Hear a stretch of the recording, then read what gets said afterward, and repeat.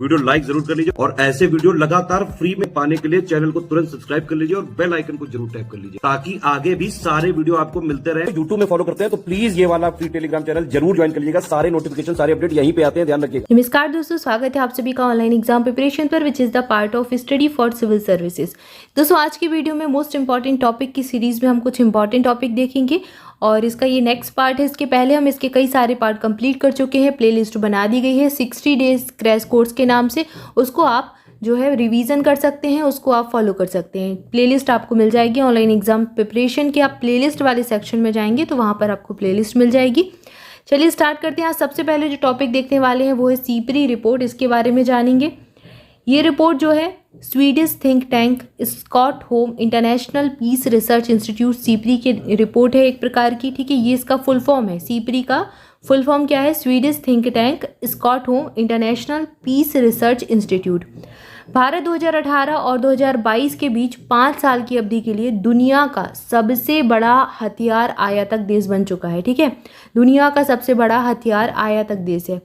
इसके अलावा हालांकि 2013 से 17, 2018 से 22 के बीच इसके हथियारों के आयात में 11% की गिरावट आई है, लेकिन फिर भी सबसे बड़ा है। सबसे ज़्यादा हथियार का जो है आयात करने वाला देश है भारत अपना। रिपोर्ट के अनुसार रूस 2013 से 2022 तक भारत को हथियारों का सबसे बड़ा आपूर्ति करता रहा है।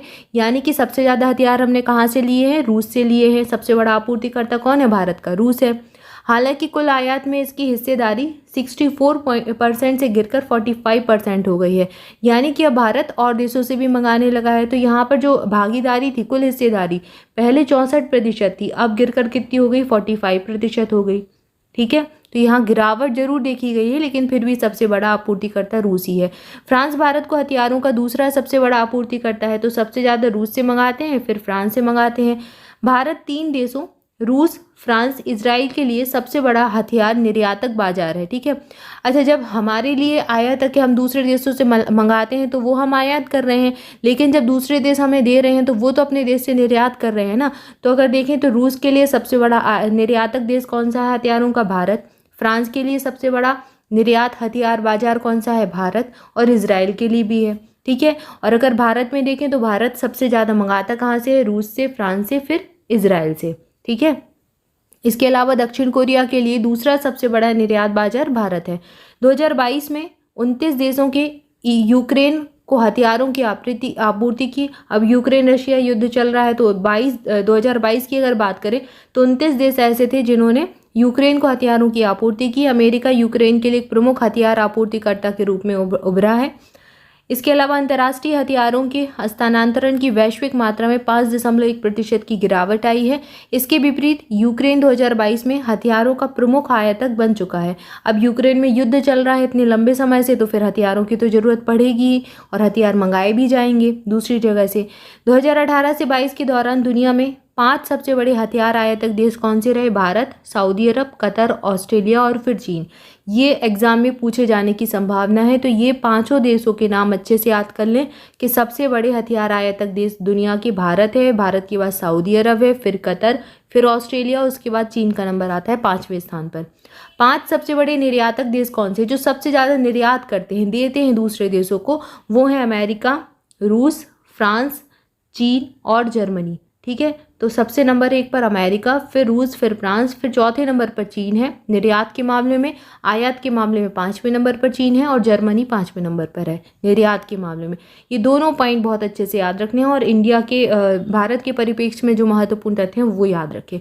तो आई होप आपको ये जानकारी अच्छी लगी होगी। यहाँ पर हमने सीपरी रिपोर्ट के बारे में जाना। इसके आगे हमारा जो अगला टॉपिक है वो देखेंगे भारत के महालेखा परीक्षक, नियंत्रक और महालेखा परीक्षक, इसके बारे में जानेंगे। 1858 में महालेखाकार का कार्यालय स्थापित किया गया था भारत में, यानी कि आज़ादी के पहले। 1884 में इसे भारत के नियंत्रक और महालेखा परीक्षक के रूप में नामित किया गया था। तो पहले जो है इसका कार्यालय स्थापित किया गया 1858 में, फिर 84 में कार्यालय जो है परीक्षक का नाम दिया गया नियंत्रक और महालेखा परीक्षक, तब से यही नाम चलता आ रहा है। इसे भारत सरकार अधिनियम 1919 के तहत वैधानिक दर्जा दिया गया। यह भारत के संविधान के अनुच्छेद 148 के तहत स्वतंत्र प्राधिकरण है। अनुच्छेद 148 में इसकी नियुक्ति, शपथ और सेवा की शर्तों का प्रावधान किया गया है। और यहीं से एग्जाम में प्रश्न पूछा जाता है कि भारत के नियंत्रक और महालेखा परीक्षा के बारे में या फिर इसकी नियुक्ति का जो है कौन सा अनुच्छेद है, शपथ का कौन सा अनुच्छेद है, सेवा शर्तों का कौन सा अनुच्छेद है, तो 148 अनुच्छेद में ये बताया गया है। इसके अलावा अदर स्टेट पीएससी में जैसे एमपी पीएससी वगैरह उसमें भी ये प्रश्न पूछा गया है कि भारत की नियंत्रक और महालेखा परीक्षा के कर्तव्यों और शक्तियों का प्रावधान किस अनुच्छेद में है, तो आर्टिकल 149 में कर्तव्य और शक्तियों का प्रावधान किया गया है। ठीक है, तो ये पूछे जाते हैं अनुच्छेद जो है, एक बार जो प्रश्न एक ना एक प्रश्न तो अनुच्छेद से मिलेगा ही आपको एग्जाम में, तो जो इम्पोर्टेंट आर्टिकल है वो सब पढ़कर जाना है। 149 कर्तव्य और शक्तियाँ, 148 नियुक्ति, शपथ और सेवा शर्तें। इनकी रिपोर्ट राष्ट्रपति को सौंपी जाती है, जिसे बाद में संसद के दोनों सदनों के सामने रखा जाता है। नियंत्रक और महालेखा परीक्षक कर्तव्य, शक्तियाँ, सेवा शर्तें अधिनियम 1971 के अंतर्गत इन्हें लेखांकन और लेखा परीक्षा कर्तव्यों के लिए उत्तरदायी बनाया गया है। वर्ष 1976 में इन्होंने अपने लेखांकन कार्यों को छोड़ दिया था। ठीक है, तो अब जो ऑडिट का कार्य है वो छोड़ दिया। यह भारतीय लेखा और लेखा परीक्षा विभाग के प्रमुख होते हैं।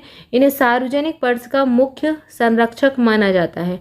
ठीक है, तो ये इनसे संबंधित महत्वपूर्ण जानकारी है। आइए प्रश्न देखते हैं, प्रश्न एग्जाम में कैसे पूछे जाते हैं।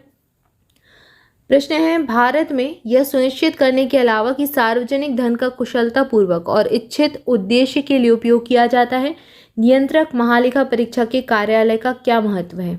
ऑप्शन आपको दिए गए हैं। पहला ऑप्शन दिया गया है, यह संसद की ओर से राजकोष पर नियंत्रण रखता है और भारत के राष्ट्रपति राष्ट्रीय आपातकाल, वित्तीय आपातकाल की घोषणा करते हैं। इसके अलावा दूसरा ऑप्शन दिया गया, मंत्रालयों द्वारा परियोजनाओं, कार्यक्रमों के निष्पादन पर इसकी रिपोर्ट पर लोक लेखा समिति द्वारा चर्चा की जाती है। तीसरा ऑप्शन दिया गया है, इनकी रिपोर्ट से मिली जानकारी का उपयोग जांच एजेंसियों द्वारा उन लोगों के खिलाफ आरोप लगाने में किया जाता है जिन्होंने सार्वजनिक वित्त का प्रबंधन करते हुए कानून का उल्लंघन किया है। इसके बाद चौथा ऑप्शन दिया गया है, सरकारी कंपनियों के ऑडिट और अकाउंटिंग से निपटने के दौरान इनके पास कानून का उल्लंघन करने वालों पर मुकदमा चलाने के लिए कुछ न्यायिक शक्तियां भी होती हैं। तो यहाँ पर ये आपको 4 ऑप्शन दिए गए हैं। ठीक है, 4 ये आपको कथन दिए गए हैं, बताना है कौन सा सही है। 1, 3 और 4 ये ऑप्शन आपको दिए गए हैं। 1, 3, 4 केवल 2, 2 और 4, 1, 2, 3, 4 के चारों सही हैं। ठीक है, तो इस प्रकार के ऑप्शन आपको मिलते हैं। एग्जाम में ये पैटर्न फॉलो किया जाता है, ऐसे प्रश्न बनते हैं। यहाँ पर सही उत्तर हो जाएगा ऑप्शन सी। ऑप्शन आपका 2 और 4 सही है। 2 में दिया गया है, मंत्रालयों द्वारा परियोजनाओं, कार्यक्रमों के निष्पादन पर इनकी रिपोर्ट पर लोक लेखा समिति के द्वारा चर्चा की जाती है, बिल्कुल सही है।